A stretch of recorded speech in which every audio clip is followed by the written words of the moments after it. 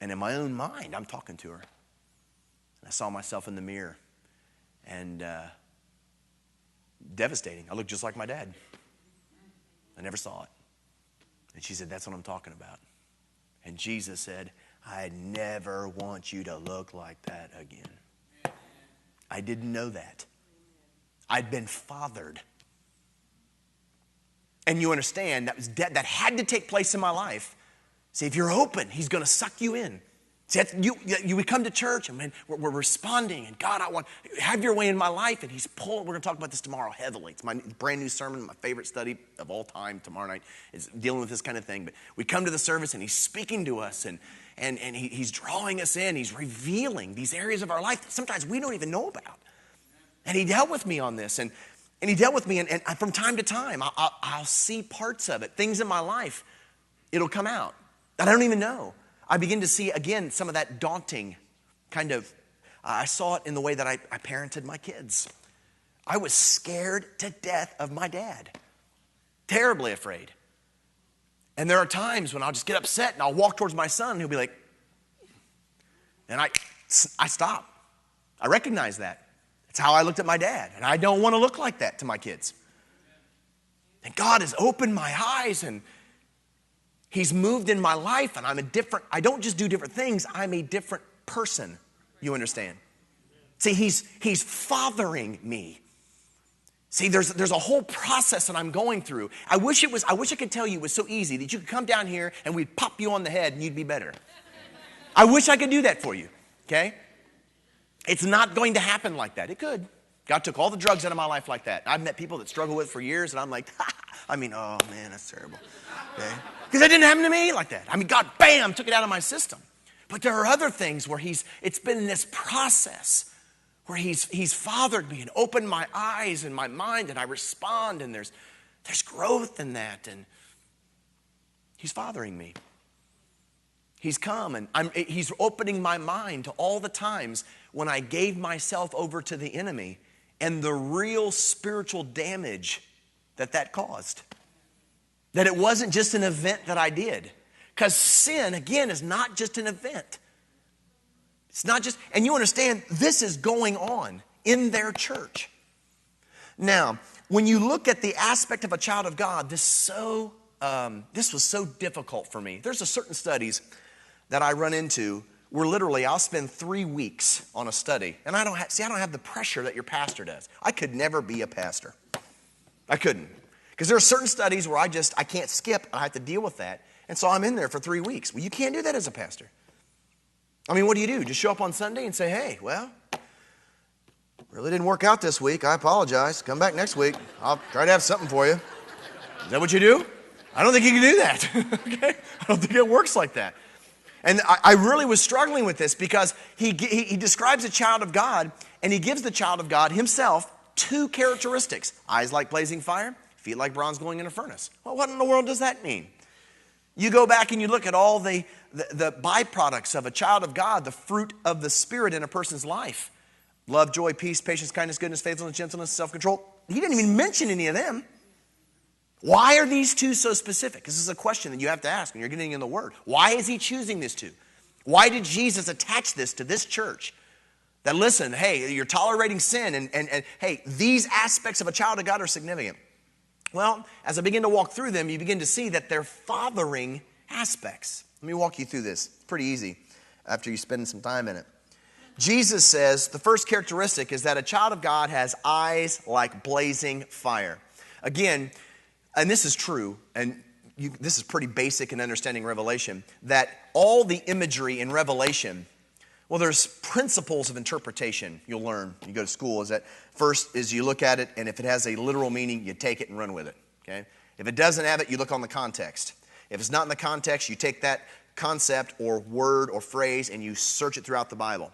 Well, I went through the levels of interpretation, and when you go into the Old Testament, you find that the imagery of fire is used all over the place. And it's really neat. I did not know this till we did the study. But did you know in the Old Testament there are 2 types of fire? Didn't know this. Okay? One of those types used here. It's the imagery of fire that's associated with God. there's imagery in the Old Testament that there's kind of like the fire, and then there's the fire that's associated with God, like here, okay? We call it like burn your house down fire, okay? Like that's just normal fire. And then there's the fire that's associated with God consistently. For example, Moses is in the wilderness. There's a bush. Remember this? And it's on fire, but it says in the passage it's not being consumed. Which is why Moses is like, that's peculiar. Okay? And he approaches it. He gets closer and he gets closer. And he's just like, that is odd. He gets so close that the voice gets odder. Voice calls out. Take off your sandals, Moses. You're standing on holy ground. And you notice that God is in the bush. And the attribute of the holiness that surrounds that, it manifests itself in this type of refining, purifying fire of God, which is also found in all the prophetic kind of visions.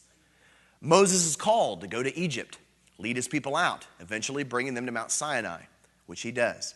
When he gets there, the mountain is wreathed in fire. But the mountain doesn't burn down, okay?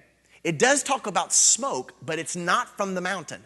And it's difficult. You got to go through the study on this because the temple at times is filled with smoke, okay? But it's not from burn your house down fire smoke, okay? You'd say, how do you know that? Moses went up and down the mountain twice, 40 days at a time. He came down with his eyebrows, okay? When he came down, it wasn't like, he's bald. In fact, you know what Paul says? Paul says when he came down, he radiated the glory of God. It scared him to death. They're like, dude, put a veil over that thing. And he did. Because he radiated, it's that kind of fire, which is phenomenal. And God starts appearing to the people of Israel. He comes down on a fire, consumes. He's leading them by night in a pillar of fire. Okay, all of these kinds of situations. One of my favorites is the fiery furnace, which turns from apparently burning your house down fire to God fire when Shadrach, Meshach, and Abednego, they have Hebrew names, but that's their names at the time, throws them in, and they're not killed. In fact, they pick up a companion in there. And they're just kind of hanging out, walking around. Finally, until Nebuchadnezzar's like, fine, come out. And it says in the passage, they did not even have a scent of smoke on them. So you have this kind of fire, this holiness of God that manifests. Again, Revelation is old covenant imagery that's plucked out and stuck here. They'll understand what it means. And so Jesus says, this is so neat, that a child of God has eyes seeing of blazing fire. Okay? Now, we live in a new covenant hour. Old covenant hour, outside God, over there, burning, holy God. Now, new covenant, that God's inside.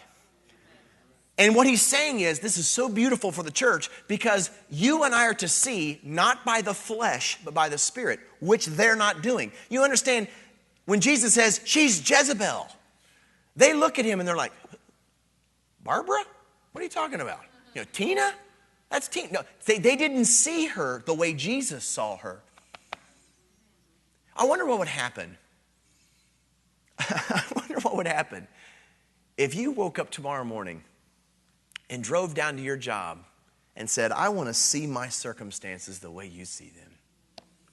Why am I here? Why do you have me here? I'm pretty sure it's a little bit bigger than what we limit it to at times. What would happen, spirit-eyed, what would happen, Jesus, if I could get my life was changed. My life was changed when I got saved, when I stopped viewing myself through your eyes and started viewing myself through his eyes. Got self-confidence. When I stopped living to please you, and I'm a man under authority, but when I started seeing myself and my significance and my self-worth through him, radically changed the person before you. See, what would happen if you got your identity through his eyes? I refuse to see myself in any light but yours. I refuse to get my identity as a man, my identity as a woman, through any eyes but yours. Teach me. This is what he's talking about. A child of God, that's a fundamental characteristic of a child of God. You do not live by the flesh, you live by the Spirit. You do not live by the ways of the world, you live by the Spirit. First characteristic of a child of God. It's a fathering kind of thing. Let me open your eyes to who you are. First thing. The second thing that he mentions is a little easier. It's feet like bronze glowing in a furnace. The bronze metal is difficult to find out what it is. There's so many different opinions on it. Apparently it's this hard metal, one of the hardest metals that they knew of. And again, it constantly appears in the visions of the Old Testament. God has these legs of burnished bronze. And again, it's the surety of his steps. Where God is going is where God is going. Do not get in his way, he'll smash you. Okay? He's leading, he's guiding, it's absolutely sure. You find that all over Revelation. He says to the church in Philadelphia, which we'll get at tomorrow, I think. No, not tomorrow. But we're going to get to it this week. He says, I've placed a door before you that no one can shut. Which is phenomenal.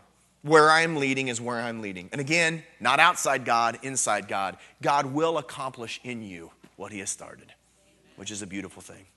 I will complete in you the work that I've begun. How many passages have we heard of that? So Jesus comes to the church in Thyatira and he says, listen, you've traded my fathering process, the person I'm calling you out to be, and me leading you, and me guiding you, and the intimacy that's involved. You've traded that, and instead of me doing that in your life, you've allowed the enemy to do that in your life. So it's this fundamental parallel. See, it's either he teaches you how to speak, or he teaches you how to speak. It's either he teaches you how to see, or he teaches you how to see. It's either he teaches you how to whatever, or he teaches you how to whatever. See, I want to be mentored and fathered. Now, I haven't had you turn anywhere. I want you to look through a story with me really quickly. And the last thing, it's in John chapter 5.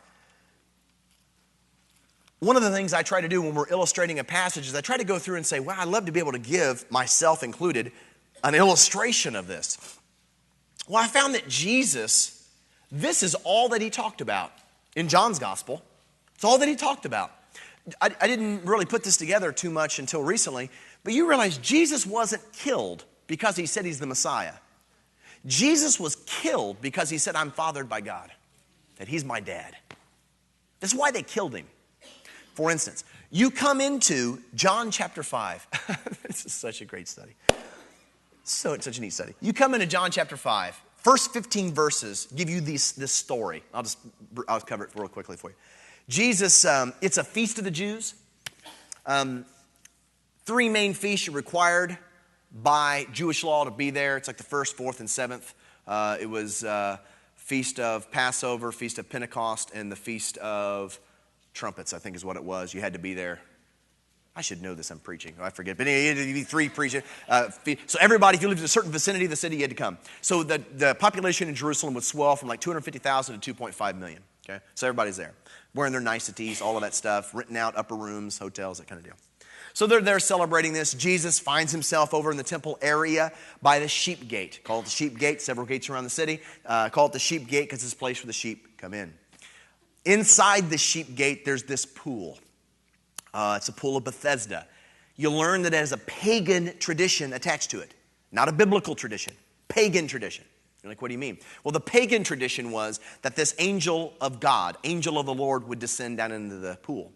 The idea, if you could get in quick enough, kind of like sneak up on God, he would heal you. Should have been red signs, red flags all over the place. But if you get in before he was scared out, you'd be healed. No one was ever healed. Pagan tradition. But nonetheless, it gathered all these lame, blind, poor, wretched, outcast kind of people. And they tolerated him. Scholars suggest, and I agree, they tolerated him because it's the sheep gate area. Hey, no one walks over there anyway. You got to be careful where you're standing around. And just say, if we're going to let them anywhere, we'll let them over here. Keep them out of the way. And so you had all these lame, blind people in this area. Jesus is hanging out there. Doesn't surprise me. Walks right up in the passage, this one guy. It's hysterical. Just walks right up to the guy and basically says, you have got to be tired sitting here. All my life I've been here, you're sitting right here. The guy looks at him and goes, you wouldn't believe it's terrible. In fact, he even hints to Jesus that maybe he might stay around and help him in the pool. And Jesus says, I ain't got time for that. But I tell you what I'll do. He gives him 3 commands. Stand up, take that dank, wet, nasty, hairy mat of yours, and get out of here. 3 commands. Guy's instantly healed, walked away.